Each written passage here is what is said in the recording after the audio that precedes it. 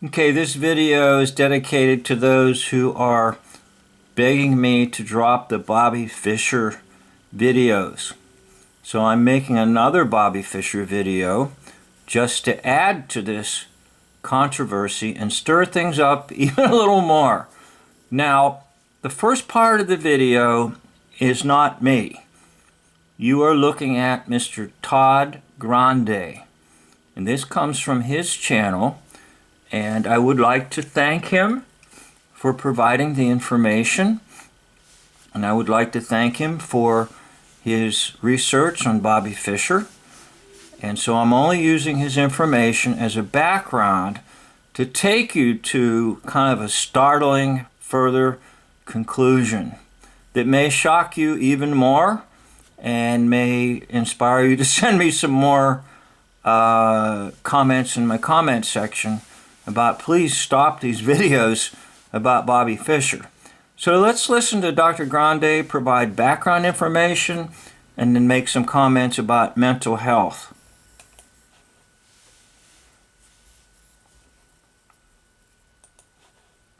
Of Bobby Fischer, and then I'll move to the mental health and personality factors. Robert James Fischer was born on March 9, 1943, in Chicago, Illinois. His mother was homeless when he was born, but eventually she would work as a teacher and a physician. The identity of Fischer's father is technically unknown, but it is strongly suspected that his father was a Hungarian physicist and mathematician. Looking at the evidence that we see collected by... Just to interject, does it sound like kind of a created background of a fictitious character? I'm just asking a question. By the FBI, again, this seems fairly clear. I would say 98% certainty or so. Between 1943 and 1949, the family moved to Washington, Moscow, Idaho, Portland, Oregon, Los Angeles, and Arizona, before moving to New York City in 1949. Fischer took an interest in chess when he was 6 years old, using a chess set which was purchased from a candy store, and not long after this, he read a book on chess. Later on, Fischer's mother was worried he was spending too much time alone with his chess set. She was eventually able to enter Fischer in a chess exhibition. When he was there, he played and lost to a chess master, but the president of the Brooklyn Chess Club was impressed by Fischer and taught him for many years. Fischer had a great deal of trouble in school. He kicked the principal in elementary school and was expelled. Later, he would drop out of high school. He was completely obsessed with chess and his play in... So he's a down and outer, right? He's obsessed with chess. And his mother is so worried about him always spending time with chess, but yet she sets up a chess tournament for him. Improved over time. He won several tournaments over the next few years and played in many exhibitions. At age 15, he would win the U.S. championship. He would do so 7 more times by 19. And you can watch that. There's a clip on YouTube of him on a television show at age 15. 1967. Fischer would go on to win a number of other tournaments, individual matches, and exhibition games. He would end up winning the World Championship in 1972. Fischer was highly disagreeable during his career. That's a bit of an understatement. He argued with just about everybody regarding just about everything. He would not play competitively after the 1972 World Championship for about 20 years. He would forfeit that title in 1975 because his demands were not met for conditions of play. He had all these different conditions he put forward, and they would not accommodate all of them. In 1992, Fischer came out of isolation to play against Boris Spassky, who he had originally defeated in 1972 for that World Championship. The United States had sanctions against Yugoslavia at that time, and that's where the 1992 game was supposed to be played. Fischer played it even though he was aware that it would be a violation of U.S. law, and a warrant was issued for his arrest. Fischer won that match, although the gameplay really wasn't as good as what we saw in... So he's to be arrested because he plays a game of chess, right? Very serious crime. Look at the smile. Don't worry. It gets better. I mean, it gets worse. I mean, it gets confusing. 1972. After the match, Fischer lived in Hungary, Philippines, and eventually made his way to Japan.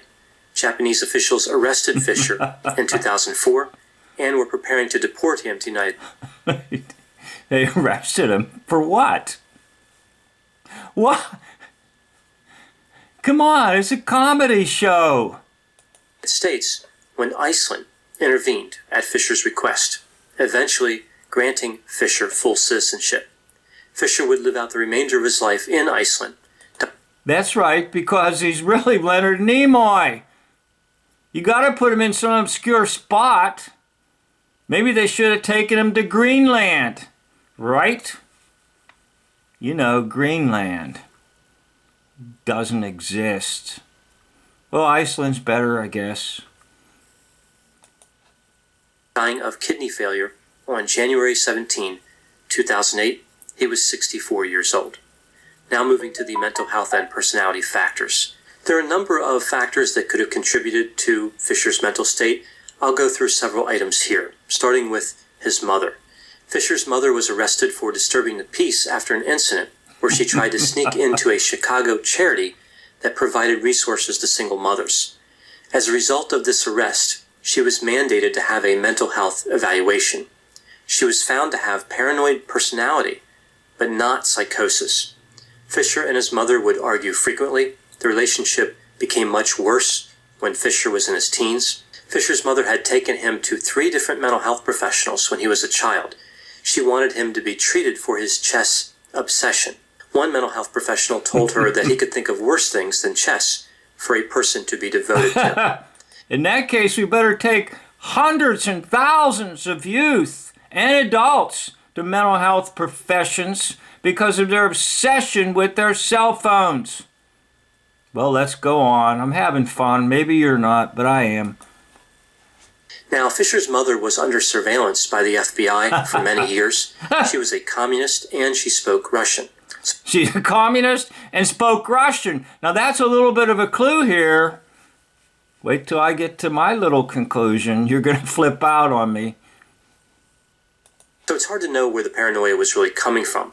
When there is a legitimate reason to be concerned, it makes it difficult to really make any type of assessment. Now, looking at Fischer's father, he was described as an unstable and undesirable person. He would walk around with soap in his pockets and frequently wash his hands. He would not touch door handles. He was described as paranoid. Seems like he may have... Kind of like the current population at the moment, right? Kind of like the current population at the moment. Had some obsessions as well there. Now, looking at Fischer, from an early age, Bobby Fischer was described as independent, eccentric, deeply troubled, exceedingly paranoid, argumentative, unhappy, provocative, and socially awkward. When Fischer was 13, a mental health professional tried to establish a rapport with him. They played chess together, but eventually Fischer screamed at the professional and walked out of the office, putting a slight damper on the therapeutic alliance. Many people wanted to forcefully intervene to try to help Bobby Fischer, like trying to make him go see a mental health professional and stay in treatment, but they were afraid that his thinking would be affected, and subsequently his chess playing abilities would be affected. So there was a concern here with Bobby Fischer that the symptoms that he had were negative, but they might also impart a positive. And his ability was so incredible that, again, people just didn't want to get near that and risk throwing off the balance, changing one variable that may cause his ability to just collapse. Bobby Fischer made demands from tournament directors that were quite unusual. He asked for special seating, special lighting. He complained that his opponents were poisoning his food. There's a reason for that, and I'm going to get to it here in just a little bit. They were colluding by prearranging draws, so the opponents would work out in advance that they were going to draw instead of having a win and a loss. His hotel room was being monitored by electronic surveillance. Well, that's probably true. Eventually, he became afraid to fly because he thought the Russians might sabotage the aircraft. He had a Well, what do you think everybody is right now?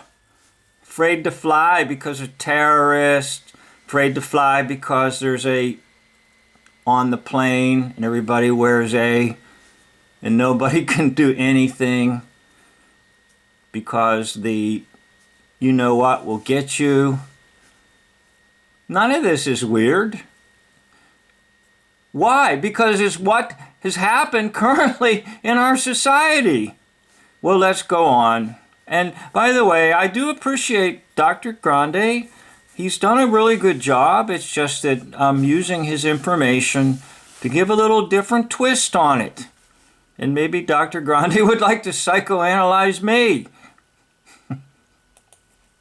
Dentist remove all his fillings from his teeth because he was afraid that if he didn't, those fillings could pick up vibrations. But you know what? Mercury's poison and toxin to the body. Wasn't stupid. And in addition, there actually are devices that can use anything on your body to transmit to you information. Psychotronics. It wasn't insane. Actually, they were using what appeared to be Bobby Fischer's insanity to tell you some truth. And radio transmissions, so the government could harm him or they could monitor him using those fillings. He believed that radiation from the television could be causing damage to him. He thought that... Well, that's probably true. Television screens emit radiation and also cell phones. So none of this stuff is weird. In fact, everything he said describes a very intelligent man.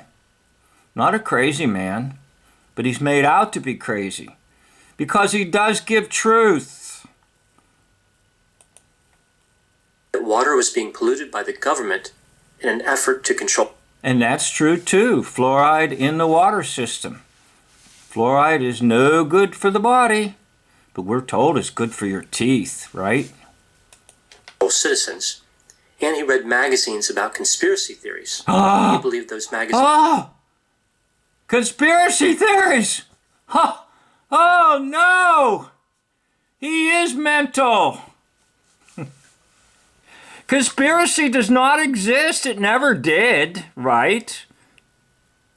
So when you went to school and they taught you in school that the American colonists conspired to overthrow the English, that didn't exist, right? It did exist in your hoax history. But if there's any other kind of conspiracy, Guy Fawkes didn't conspire to kill off the royalty and have a gunpowder plot, right? Why do the nations conspire, Psalm number 2, against the Lord and his anointed one? Psalm number 2. What do you mean conspiracy theories? Conspiracy has always been a part of human history from the time that there was only God in heaven and there was a Lucifer who conspired against the Holy One to take him off his throne. So there. Well, I haven't even got to my part yet on this.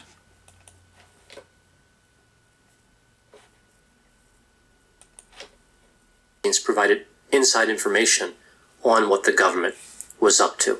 Bobby Fischer held strong biases against multiple populations. For example, he was anti-Semitic and anti-American, which alienated. Well, no comments will be made on either one of those statements. A number of potential friends and supporters. So taking a look at his personality, I'll conceptualize his personality using the 5-factor model. I remember the 5 factors through the acronym O. Okay, I'm going to stop with Dr. Grande, and I'd like to thank Dr. Grande.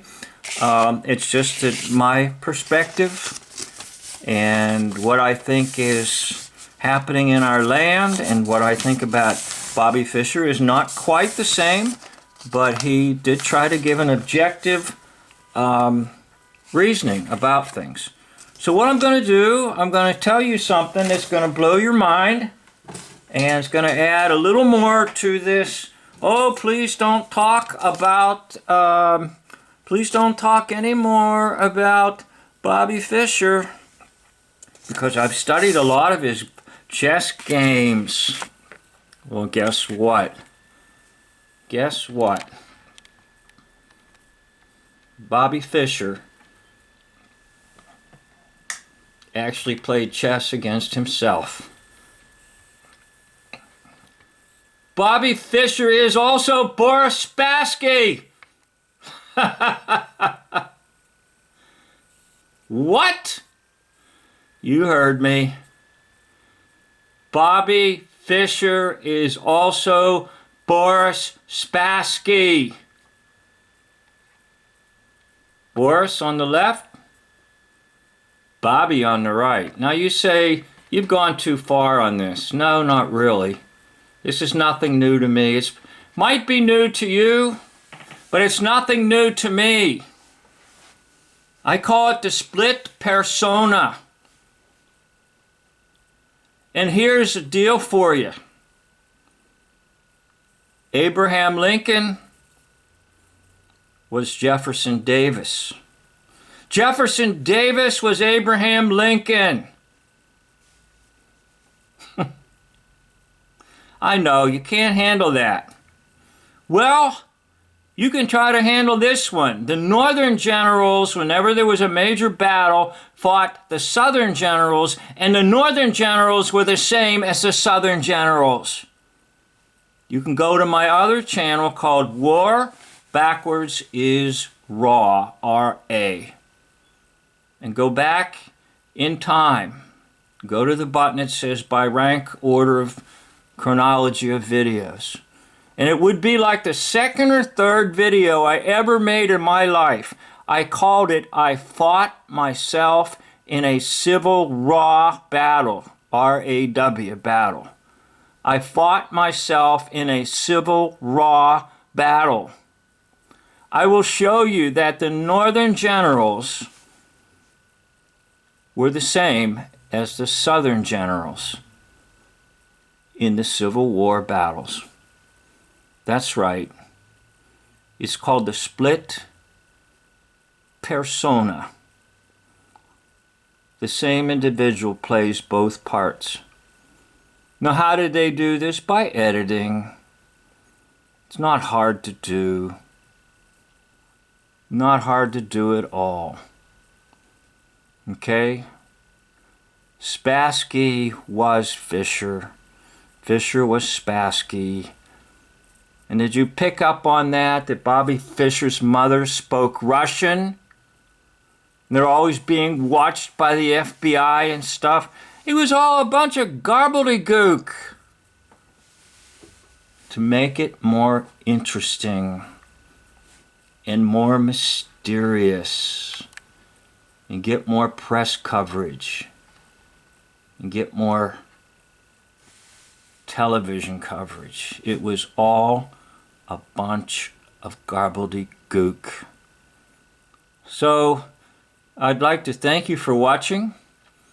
And you go ahead and put your comments in. Tell me to lay off Bobby Fischer. Well, maybe I'll just make another video then if you tell me to lay off Bobby Fischer. Because chess championships were a joke.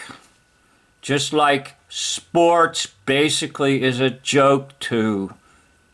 Because things are fixed. Completely fixed. But your mind won't allow you to believe it. You'd much rather believe that a little boy works his way up, and at age 15, he's a grandmaster champion in chess. No, just professional actor playing another role like you might play on Star Trek. And by the way, some of those other videos I did, you can see that Spock in Star Trek loves chess. and he's constantly playing chess. Well, that's another clue. Nimoy played Bobby Fischer, and Bobby Fischer played against himself, Boris Spassky, because it was all just a show. Thank you for watching. End of video.